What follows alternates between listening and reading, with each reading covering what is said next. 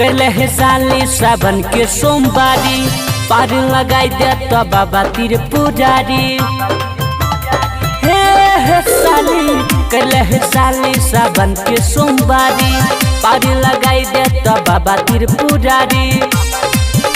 हे बाबा भोले पर जलवा चढ़ैया खुश होई छथिन बंगिया धतूरा में। मिल जाए तो साली तो रानी मन दुल्हा तू जलवा चढ़ैया गढ़पुरा में।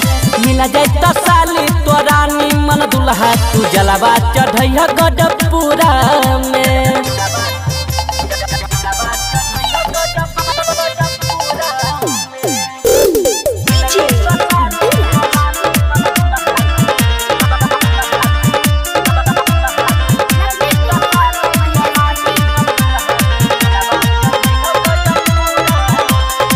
चल जाइ सखी सहेली के जोर है मंदिर में पूजा करी दिन भर है। फिर तो बाबा तोरा पर नजर है मिल जाए तो सहेली सुंदर तोरा बर है।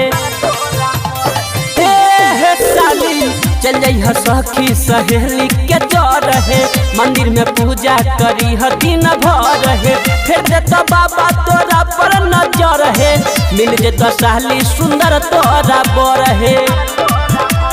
जैसा न सोचने छहो है साली मिल जाए तो तोरा ससुर में। मिल जाए तो साली तो रानी मन दुल्हा तू जलवा चढ़ैया गढ़पुरा में।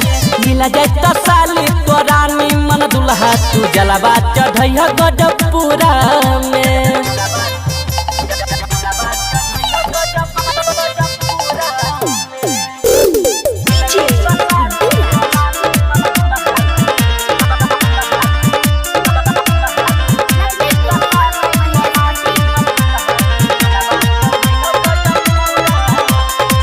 मैंने ले सहली संजीत लाल के कहल पहला सोमारी के रही तू सहल।